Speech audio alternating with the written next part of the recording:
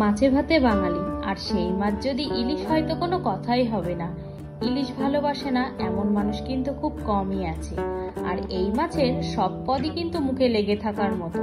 ঠিক সেরকমই ইলিশের একটা সুস্বাদু রেসিপি আজ আমি আপনাদের সাথে শেয়ার করব। নমস্কার বন্ধুরা, আমি জলি, ভাই বোনের হেসেল ঘরে সবাইকে স্বাগত। আজ আমি বানাবো ইলিশ পাতুরি। ভিডিওটি কেউ স্কিপ করবেন না, পুরো ভিডিওটি দেখার জন্য অনুরোধ রইল। আমি এখানে প্রথমে নিয়েছি 5 পিস ইলিশ মাছ। মাছটাকে আমি কেটে পরিষ্কার করে ধুয়ে নিয়ে সবার প্রথমে মাছগুলো আমি লবণ হলুদ মাখিয়ে 10 মিনিট ম্যারিনেট করে রাখবো। প্রথমে দিলাম হলুদ গুঁড়ো, হাফ চামচ লবণ।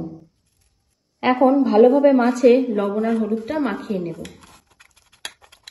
মাছে লবণ হলুদ মাখানো হয়ে গেছে, এখন আমি এটা ঢাকা দিয়ে দিলাম 10 মিনিট। আর নিয়েছি 1 চামচ কালো সর্ষে, 1 চামচ সাদা সর্ষে, 1.5 চামচ পোস্ত এবং হাফ চামচ মৌরি। আপনারা এখানে চাইলে সর্ষের যে পাউডার পাওয়া যায় সেটাও ব্যবহার করতে পারেন।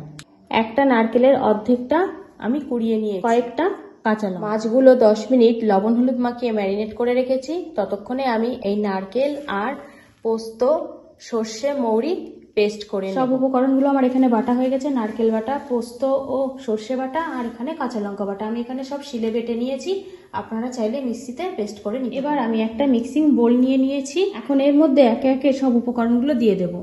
প্রথমে দিলাম নারকেল বাটা, পোস্ত, সর্ষে ও মৌরি বাটা, কাঁচা লঙ্কা বাটা। আমি এখানে 5টা মাছের জন্য 6টা কাঁচা লঙ্কা নিয়েছি, আপনারা লঙ্কাটা কম বেশি করতে পারেন। এবার আমি কিছু গুঁড়ো মশলা অ্যাড করব। প্রথমে দিলাম কাশ্মীরি লঙ্কা গুঁড়ো হাফ চামচ, হলুদ গুঁড়ো হাফ চামচ, হাফ চামচ জিরে ও ধনে গুঁড়ো, হাফ চামচের অর্ধেক মরিচ গুঁড়ো, আর দেব হাফ চামচ লবণ। সবকিছু উপকরণ এবার ভালোভাবে মিশিয়ে নেব। সব উপকরণ আমার ভালোভাবে মেশানো হয়ে গেছে। এখন আমি পাতুরিটা রেডি করব। পাতুরি বানাতে আমার এখানে কলা পাতা লাগবে। আমি গ্যাসে একটা তাওয়া বসিয়ে দিয়েছি, আর এখানে কলা পাতা দিয়ে তাওয়াতে পাতাগুলো একটু গরম করে করে নিচ্ছি।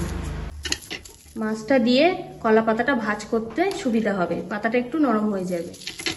সবগুলো পাতা রেডি হয়ে গেছে। এবার আমি রান্নার পরের স্টেপে চলে যাব। একটা পাতা নেব। এই পাতার মধ্যে যে মশলার আমি মিশ্রণটা তৈরি করেছিলাম সেই মিশ্রণটা দিয়ে দেব। এবার এই মশলার উপরে লবণ হলুদ মাখিয়ে রাখা 1 পিস মাছ দিয়ে দিলাম। আবার একবার মশলার প্রলেপ দিয়ে দিলাম। দিয়ে দেবো একটা কাঁচা লঙ্কা চেরা, 1 চামচ সর্ষের তেল। এবার পাতাটা ভালোভাবে মুড়িয়ে ভাজ করে নেব। ঠিক এইভাবে ভাজ করে নিয়েছি। এবার একটা সুতো নিয়েছি, এই সুতো দিয়ে ভালোভাবে কলা পাতাটা বেঁধে দেব। এইভাবে সুন্দর করে সুতো দিয়ে বেঁধে গিট দিয়ে দেব, যেন পাতাটা খুলে না যায়। একটা পাতুরি রেডি করে নিয়েছি, এইভাবে আমি বাকিগুলো করে। পাতুরিগুলো সব রেডি হয়ে গেছে, এখন আমি রান্না করে নেব। গ্যাসে কড়াই বসিয়ে দিয়েছি, এখন আমি কড়াইতে অল্প একটু তেল দিয়ে দিলাম। আমি এখানে পাতুরিটা ভেজেই রান্না করব। এটা আর এক রকম পদ্ধতিতেও করা যায়, যেভাবে আমরা মোমো বানাই ভাপে বসিয়ে, ঠিক সেইভাবেই পাতুরিটাকেও করা যাবে। আমি এখানে ভেজে করব, সেই পদ্ধতিটা আপনাদেরকে দেখাচ্ছি। তেলটা হালকা গরম হয়ে গেছে, এখন আমি পাতুরিগুলো আস্তে আস্তে দিয়ে দেব।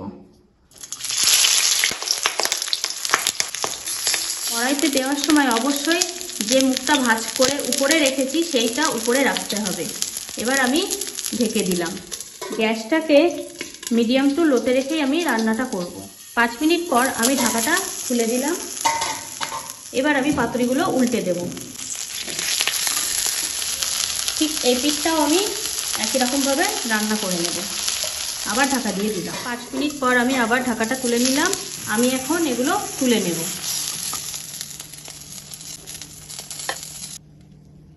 পাতুরিগুলো সব রেডি হয়ে গেছে, এখন আমি 10 মিনিট রেখে দেবো ঠান্ডা হওয়ার জন্য। পাতুরিগুলো সব ঠান্ডা হয়ে গেছে, আমি সুতোগুলো কেটে নিয়েছি। এখন একটা খুলে আপনাদেরকে দেখাবো ভেতরটা ঠিক কেমন হয়েছে।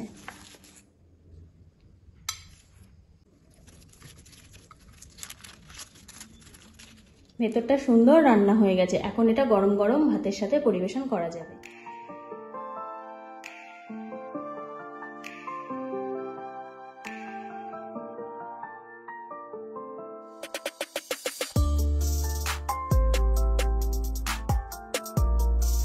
আজকের ভিডিওটি তাহলে এই পর্যন্ত।